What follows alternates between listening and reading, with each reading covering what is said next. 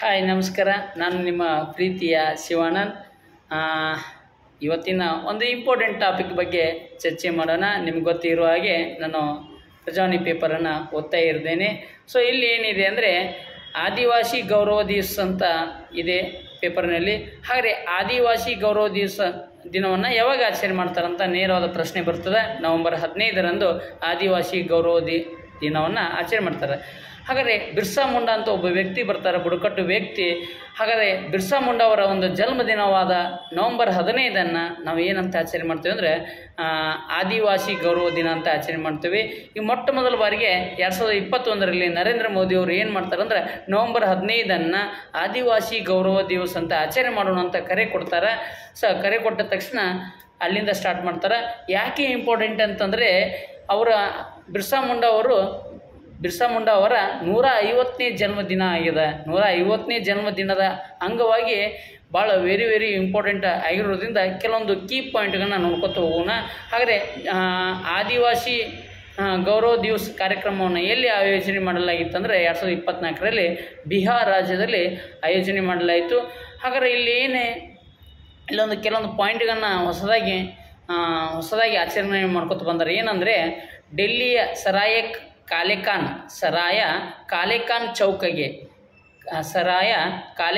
ಚೌಕಗೆ ಬಿರ್ಸಾ ಮುಂಡಾ ಅಂತ ಹೆಸರು ಮರುನಾಮಕರಣ ಮಾಡಲಾಗಿದೆ. ಅದೇ ರೀತಿ ಡೆಲ್ಲಿಯ ಒಂದು ಪಾರ್ಕ್ ಬರ್ತದೆ, ಬಾಣೆಸೇರ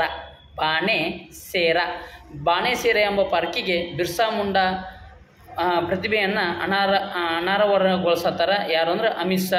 ಈ ಒಂದು ಪ್ರತಿಭೆ 3,000 kg ಇದೆ. 3,000 kg ಇದೆ.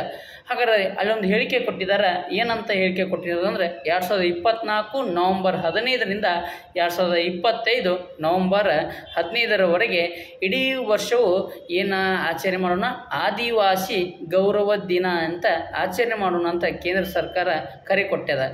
ಹಾಗೆ ಬಿರ್ಸಾ ಮುಂಡಾ ಅವರನ್ನು ಏನಂತ ಕರೀತಾರೆ ಅಂದರೆ ಬಿರ್ಸಾ ಮುಂಡಾ ಅವರನ್ನು ಧರ್ತಿ ಅಬಾ ಅಂತ ಕರೀತಾರೆ. ಧರ್ತಿ ಅಬಾ ಎಂದು ಯಾರನ್ನು ಕರೀತಾರೆ ಅಂತ ನೇರವಾದ ಪ್ರಶ್ನೆ ಬರ್ತದೆ. ಧರ್ತಿ ಅಬಾ ಎಂದರೆ ಯಾರನ್ನು ಕರೀತಾರೆ? ಬಿರ್ಸಾ ಮುಂಡಾ. ಹಾಗೆ ಧರ್ತಿ ಅಬಾ ಎಂದರೆ ಏನು ಅಂತ ಕೇಳಿದಾಗ ಭೂಮಿಯ ತಂದೆ, ಲ್ಯಾಂಡ್ ಆಫ್ ಫಾದರ್ ಅಂತ ಕರೀತಾರೆ. ಲ್ಯಾಂಡ್ ಆಫ್ ಫಾದರ್, ಭೂಮಿಯ ತಂದೆ ಅಂತ ಕರೀತಾರೆ. ಹಾಗೆ ಬಿರ್ಸಾ ಮುಂಡಾ ವಿಮಾನ ನಿಲ್ದಾಣ ಎಲ್ಲಿ ಕಂಡು ಬರ್ತದೆ? ಬಿರ್ಸಾ ಮುಂಡಾ ವಿಮಾನ ನಿಲ್ದಾಣ ರಾಂಚಿಯಲ್ಲಿ ಕಂಡು ಬರ್ತದೆ. ಅದೇ ರೀತಿ ಬಿರ್ಸಾ ಮುಂಡಾ ಪಾರ್ಕ್ ಎಲ್ಲಿ ಕಂಡು ಬರ್ತದೆ ಅಂದರೆ ಬಿರ್ಸಾ ಮುಂಡಾ ಪಾರ್ಕ್ ರಾಂಚಿಯಲ್ಲಿ ಕಂಡು ಬರ್ತದೆ. ಬಿರ್ಸಾ ಮುಂಡಾ ಅವರು ಜಾರ್ಖಂಡ್ ರಾಂಚಿಯಲ್ಲಿ ಜನಿಸ್ತಾರೆ, ಒಂದು ಹಳ್ಳಿಯಲ್ಲಿ. ಹಾಗಾಗಿ ಈ ಬಿರ್ಸಾ ಮುಂಡಾ ಪಾರ್ಕ್ 400 ಎಕರೆ ಇದೆ. ಎಷ್ಟು ರೀ? 400 ಎಕರೆ ಇದೆ. ಹಾಗೆ ಬಿರ್ಸಾ ಮುಂಡಾ ಅವರು ಒಂದು ಧರ್ಮವನ್ನು ಸ್ಥಾಪನೆ ಮಾಡ್ತಾರೆ. ಅದೇ ಧರ್ಮ ಯಾವುದಂದ್ರೆ ಬಿರ್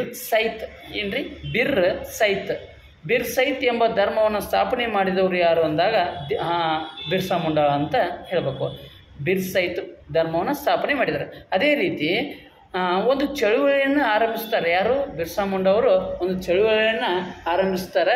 ಹಾಗೆ ಆ ಚಳುವಳಿ ಯಾವುದಂದಾಗ ಉಲ್ ಗುಲಾನ್ ಎಂಬ ಚಳುವಳಿಯನ್ನು ಆರಂಭಿಸಿದವರು ಯಾರು ಅಂತ ಕೇಳ್ತಾರೆ. ಉಲ್ ಗುಲಾನ್ ಎಂಬ ಚಳುವಳಿಯನ್ನು ಆರಂಭಿಸಿದವರು ಯಾರು ಅಂದರೆ ಬಿರ್ಸಾ ಮುಂಡಾ ಅವರು.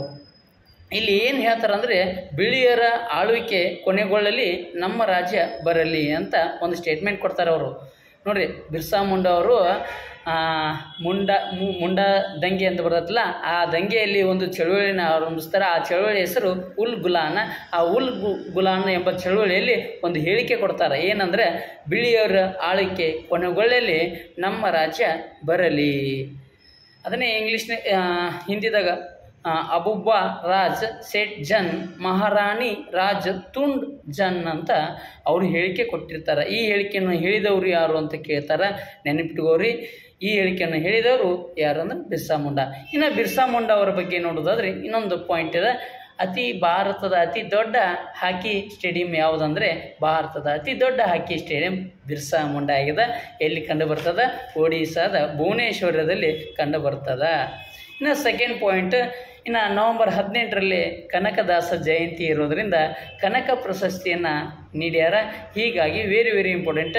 ಸೆಕೆಂಡ್ ಪೇಪರ್ KSಗೆ ಸೆಕೆಂಡ್ ಪೇಪರ್ನಲ್ಲಿ ಬರಬಹುದು ಅನ್ನೋ ನನ್ನ ವಿಚಾರ. ಹಾಗಾದರೆ ಬರ್ತದ ಅಂತ ಹೇಳ್ತಾ ಇಲ್ಲ, ಬರಬಹುದು ಅಂತ ಹೇಳ್ತಾ ಇದ್ದೀನಿ. 2024ನೇ ಸಾಲಿನ ಕನಕಶ್ರೀ ಪ್ರಶಸ್ತಿನ ಯಾರಿಗೆ ಕೊಡಲಾಗಿದೆ ಅಂತ ಕೇಳ್ತಾರೆ. ಕನಕಶ್ರೀ ಪ್ರಶಸ್ತಿನ ಪ್ರಭುಭಂಜನಾಚಾರ್ಯ ಯಾರ್ರಿ ಪ್ರಭಂಜನಾಚಾರ್ಯ ಸ್ವಾಮಿಗಳಿಗೆ ಈ ಪ್ರಶಸ್ತಿನ ಕೊಡಲಾಗಿದೆ. ಹಾಗಾದರೆ ಕನಕಶ್ರೀ ಪ್ರಶಸ್ತಿಯನ್ನು ಇದರ ಅಮೌಂಟ್ ಎಷ್ಟಿದೆ ಅಂದರೆ 5 ಲಕ್ಷ ರೂಪಾಯಿ ಇದೆ. ಯಾವ ಇಲಾಖೆದವರು ಕೊಡ್ತಾರಂದ್ರೆ ಕನ್ನಡ ಮತ್ತು ಸಂಸ್ಕೃತ ಇಲಾಖೆದವರು ಈ ಪ್ರಶಸ್ತಿಯನ್ನು ಕೊಡ್ತಾರೆ. ಮೊಟ್ಟ ಮೊದಲ ಬಾರಿಗೆ ಈ ಪ್ರಶಸ್ತಿಯನ್ನು ಯಾವಾಗ ಕೊಟ್ಟಾರ ಅಂದ್ರೆ 2008ರಲ್ಲಿ ಕೊಟ್ಟಾರ. ಹಾಗಾದರೆ ಯಾರಿಗೆ ಕೊಟ್ಟಾರ ಅಂದ್ರೆ ಪ್ರೊಫೆಸರ್ ಸುಧಾಕರ್ ಅವರಿಗೆ ಈ ಪ್ರಶಸ್ತಿಯನ್ನು ಮೊದಲ ಬಾರಿಗೆ ಈ ಪ್ರಶಸ್ತಿಯನ್ನು ಕೊಟ್ಟಾರ. ಯಾವುದು? ಕನಕಶ್ರೀ ಪ್ರಶಸ್ತಿ. ಹಾಗಾದರೆ 2024ನೇ ಸಾಲಿನ ಪ್ರಭಂಜನಾಚಾರ್ಯ ಸ್ವಾಮಿ ಇವರು ಯಾವ ಒಂದು ಜಿಲ್ಲೆದವರು ಅಂತ ಕೇಳ್ತಾರೆ. ಬಳ್ಳಾರಿ ಜಿಲ್ಲೆ. ಯಾವ ಜಿಲ್ಲೆ? ಬಳ್ಳಾರಿ. ಸೆಕೆಂಡ್ ಪಾಯಿಂಟ್ ಇಷ್ಟಾಯ್ತು. ಇನ್ನು ಥರ್ಡ್ ಪಾಯಿಂಟನ್ನು ನೋಡೋಣ. ಡೆಲ್ಲಿಯಲ್ಲಿ GRAP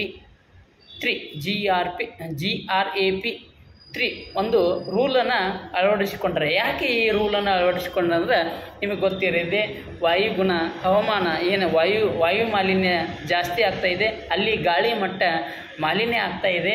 ಅಲ್ಲಿಯ ಚಿಕ್ಕ ಚಿಕ್ಕ ಮಕ್ಕಳಿಗೆ ಉಸಿರಾಡೋಕ್ಕೆ ತೊಂದರೆ ಆಗ್ತಾಯಿದೆ. ಆರೋಗ್ಯ ಮೇಲೆ ಪರಿಣಾಮ ಬೀರಿದೆ. ಹೀಗಾಗಿ ಅಲ್ಲಿ ವಾಯು ಮಾಲಿನ್ಯ ಜಾಸ್ತಿ ಆಗ್ತಾಯಿದೆ. ಹೀಗಾಗಿ ಕೆಲವೊಂದು ರೂಲ್ಸ್ ಹಾಕೊಂಡ್ರೆ ಅದೇ ಯಾವುದು? GRAP graded response action plan 3 graded response action plan 3 ಎಂಬ ಒಂದು ಯೋಜನೆಯನ್ನು ಒಂದು ನಿಯಮವನ್ನು ಹಾಕಿಕೊಂಡ್ರೆ ಈ ನಿಯಮದಾಗ ಏನೇನೈತೆ ಅಂದರೆ ನೋಡಿಲ್ಲಿ, ಈ ನಿಯಮದಾಗ ಏನೇನೈತೆ ಅಂದರೆ ಡೆಲ್ಲಿಯಲ್ಲಿ ಅನಿವಾರ್ಯವಲ್ಲದ ಕಟ್ಟಡಗಳು ಡೆಲ್ಲಿಯಲ್ಲಿ ಅನಿವಾರ್ಯವಲ್ಲದ ಕಟ್ಟಡಗಳನ್ನ ಧ್ವಂಸ ಮಾಡುವಂಗಿಲ್ಲ ಮತ್ತು ಯಾವುದೇ ರೀತಿ ಏನು ಮಾಡೋದು ಕಟ್ಟಡಗಳನ್ನು ನಿರ್ಮಾಣ ಮಾಡುವಂಗಿಲ್ಲ. ಯಾಕೆಂದರೆ ಅದರಿಂದ ವಾಯು ಮಾಲಿನ್ಯಕ್ಕೆ ಜಾಸ್ತಿ ತೊಂದರೆ ಆಗ್ತದೆ. ವಾಯು ಮಾಲಿನ್ಯ ಮಾಡಬಹುದು. ಯಾಕಂದರೆ ಈಗ ನಾವು ಕಟ್ಟಡವನ್ನು ಕೆಡವಿ ಕಟ್ಟಬೇಕಾದ್ರೆ ಅದು ಧೂಳು ಜಾಸ್ತಿ ಆಗ್ತದೆ. ಹೀಗಾಗಿ ವಾಯು ಮಾಲಿನ್ಯ ಆಗ್ತೈತೆ ಅನ್ನೋದಕ್ಕೆ ಈ ರೂಲ್ನಾಗ 1ನೇ ರೂಲ್ಸ್ ಇದೆ. 2ನೇ ರೂಲ್ಸ್ ಏನೈತೆ ಅಂದರೆ ಡೆಲ್ಲಿಯ ಖಾಸಗಿ ಕಟ್ಟಡಗಳನ್ನು ಏನು ಮಾಡುವಂಗಿಲ್ಲ, ನಿರ್ಮಾಣ ಮಾಡುವಂತಿಲ್ಲ. ಈಗ ಚಳಿಗಾಲ ಮುಗಿ ಮಟ್ಟನೂ ಏನು ಮಾಡುವಂಗಿಲ್ಲ, ನಿರ್ಮಾಣ ಮಾಡುವಂಗಿಲ್ಲ. ಆಮೇಲೆ 1ರಿಂದ 5ನೇ ಹುಡುಗರಿಗೆ ಅಂದರೆ 1 to 5th ತರಗತಿಯ ಒಂದು ಮಕ್ಕಳಿಗೆ ಆನ್ಲೈನ್ನಲ್ಲೇ ಕ್ಲಾಸ್ ಕೊಡಬೇಕು. ಯಾಕೆಂದರೆ ಹೊರಗಡೆ ಬಂದರೆ ಗಾಳಿ ಸೇವನೆಯಿಂದ ಇದು ಮಾಡ್ತಾರೆ. ಹೀಗಾಗಿ ಇನ್ನು ನೆಕ್ಸ್ಟ್ ಏನಿದೆ ಅಂದರೆ ಎಲೆಕ್ಟ್ರಿಕಲ್ ಬಸ್ಸು ಮತ್ತು CNG ವೆಹಿಕಲ್ ಮತ್ತು BS6 ಭಾರತ್ ಸ್ಟ್ಯಾಂಡರ್ಡ್ 6 ಡೀಸೆಲ್ ಬಸ್ಗಳಿಗೆ ಅಷ್ಟೇ ಸಂಚಾರ ಅದ. ಉಳ್ಕಿದ್ದು ವೆಹಿಕಲ್ಗಳಿಗೆ ಏನೈತಿ, ಡೆಲ್ಲಿಗೆ ಹೋಗೋಕೆ ಏನಿಲ್ಲ, ಪರ್ಮಿಷನ್ ಇಲ್ಲ. ಮತ್ತು ಬೇರೆ ರಾಜ್ಯಗಳಿಂದ ಡೆಲ್ಲಿಗೆ ಹೋಗುವಂಗೆ ಅವಕಾಶ ಇಲ್ಲ. ಅಂದರೆ ಅಂತಾರಾಜ್ಯ ವಾಹನಗಳಿಗೆ ನಿಷೇಧ ಇದೆ. ಹೀಗಾಗಿ ವಾಯುಮಾಲಿನ್ಯ ತಡೆಗಟ್ಟಲು ಡೆಲ್ಲಿ ಸರ್ಕಾರ ಸಮಾವೇಶ ಅಂತ ಒಂದು ಯೋಜನೆಯನ್ನು ತಂದರೆ. ಕೆಲವೊಂದು ವಾರದಲ್ಲಿ 3 ದಿನ ವೆಹಿಕಲ್ ನಂಬರ್ ಇರಬೇಕು, ಇನ್ನು 3 ದಿನ ಬೆಸ ಇರಬೇಕು ಅಂತ ಒಂದು ತಂದಾರ. ಸೊ ಯಾಕೆಂದರೆ ನೋಡ್ರಿ, ನಮ್ಮ ಕರ್ನಾಟಕ ಜನ ಇತ್ತೀಚೆಗೆ ನಮ್ಮ ಬೆಂಗಳೂರಿನಲ್ಲಿ ಟ್ರಾಫಿಕ್ ಜಾಸ್ತಿ ಆಗ್ತಾಯಿದೆ ಅಂತ ಮರಗಳನ್ನ ಕಡಿದು ಏನು ಮೆಟ್ರೋ ಸಲುವಾಗಿ ಎಷ್ಟೋ ಮರಗಳನ್ನ 2000 ಅಂದಾಜು ಹೇಳ್ತಾ ಇದ್ದೇನೆ 2998 ಮರಗಳನ್ನು ಕಡಿದಿದ್ದಾರೆ. ಅದಕ್ಕೆ ಮರಗಳನ್ನ ಚೆನ್ನಾಗಿ ಬೆಳೆಸ್ರಿ. ಯಾಕೆಂದರೆ ಮರ ಏನು ಕೊಟ್ಟೈತಿ ಅಂತ ಕೆಲವೊಬ್ರು ಕೇಳ್ತಾರೆ. ಮರವನ್ನು ಬೆಳೆಸೋದ್ರಿಂದ ಏನು ಕೊಡ್ತೈತೆ ಅಂತ ಕೆಲವೊಬ್ರು ಹೇಳ್ತಾರೆ. ನೋಡಿರಿ, ಈಗ ಡೆಲ್ಲಿಯಲ್ಲಿ ಆಗಿದ್ದಂಥ ಪರಿಸ್ಥಿತಿ ಇದೆ ನೋಡಿರಿ. ಡೆಲ್ಲಿ ಅಲ್ಲ, ಉತ್ತರ ಪ್ರದೇಶ, ಪಂಜಾಬ್, ಹರಿಯಾಣ ಇಷ್ಟು ಸುತ್ತಮುತ್ತಲು ಒಂದು ರಾಜ್ಯಗಳಿಗೆ ತೊಂದರೆ ಆಗ್ತಾಯಿದೆ. ಅತಿ ಮಾಲಿನ್ಯ ಒಳಗಾಗುವಂಥ ನಗರ ಡೆಲ್ಲಿ, ಪಂಜಾಬ್, ಹರಿಯಾಣ ಈ ಥರ ಆಗ್ತಾಯಿದೆ. ಅದಕ್ಕೆ ಎಷ್ಟೋ ನಮ್ಮ ಕರ್ನಾಟಕ ಬೇಸು. ಅದಕ್ಕೆ ಮರಗಳನ್ನು ಚೆನ್ನಾಗಿ ಬೆಳೆಸಿ ಪ್ರತಿಯೊಬ್ಬರು ಇವತ್ತಿಂದ ಡಿಸೈಡ್ ಮಾಡಿರಿ. ನಾನು ಡಿಸೈಡ್ ಮಾಡ್ತೀನಿ, ಇವತ್ತಿಂದ ಒಂದು ಮರವನ್ನು ಬೆಳೆಸಿ ಪರಿಸರ ಬಗ್ಗೆ ಕಾಳಜಿ ವಹಿಸೋಣ. ಯಾಕೆಂದರೆ ನಮ್ಮ ಆರೋಗ್ಯ ನಮ್ಮ ಕೈಯಲ್ಲಿ. ನೋಡಿರಿ, ಇವತ್ತಿಂದ ಒಂದು ಅಭಿಯಾನ ಮಾಡ್ಕೋಣ.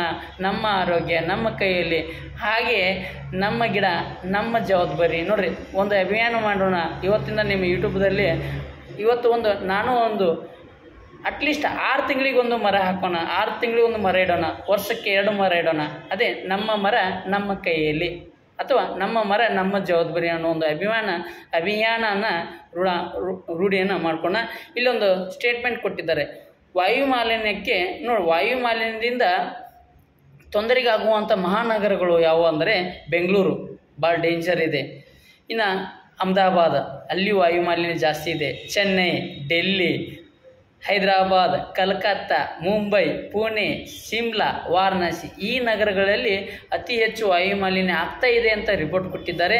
ಇನ್ನು ಅತಿ ಹೆಚ್ಚು ಆಮ್ಲಜನಕವನ್ನು ಹೊಂದಿರುವಂಥ ನಗರಗಳು ನೋಡ್ರಿ, ಎಷ್ಟು ಚೆಂದ ನೋಡ್ರಿ, ಸ್ವಚ್ಛ ನಗರಗಳಾಗಂಥ ಅತಿ ಹೆಚ್ಚು ಆಮ್ಲಜನಕವನ್ನು ಹೊಂದಿರ್ತವೆ. ಯಾವ ಅಂದ್ರೆ ಮಧುರೈ, ಚಿಕ್ಕಬಳ್ಳಾಪುರ, ನಮ್ಮ ಕರ್ನಾಟಕ ಚಿಕ್ಕಬಳ್ಳಾಪುರ, ಊಟಿ, ಮಡಿಕೇರಿ, ನಮ್ಮ ಮಡಿಕೇರಿ, ಊಟಿ, ಮಡಿಕೇರಿ, ಗದಗ, ನಮ್ಮ ಗದಗ, ಕಲಬುರಗಿ, ಬೆಳಗಾವಿ ಈ ನಗರಗಳಲ್ಲಿ ಉತ್ತಮ ಆಮ್ಲಜನಕವನ್ನು ಹೊಂದಿರುವಂಥ ಒಂದು ನಗರಗಳಾಗಿವೆ. ಸೊ ಅದಕ್ಕೆ ದಯಮಾಡಿ ನಿಮ್ಮಲ್ಲಿ ರಿಕ್ವೆಸ್ಟ್ ಮಾಡ್ಕೊತೀನಿ, ಅಟ್ಲೀಸ್ಟು ಒಬ್ಬರು ಒಂದು ಮನೆಯಿಂದ ಒಂದು ಮರವನ್ನು ನೆಡ್ರಿ ಅಂತ ಹೇಳುತ್ತಾ ಇವತ್ತಿನ ಇಂಪಾರ್ಟೆಂಟ್ ಟಾಪಿಕನ್ನು ಮುಗಿಸೋಣ. ಬಾಯ್, ಸಿ ಯು, ಥ್ಯಾಂಕ್ ಯು.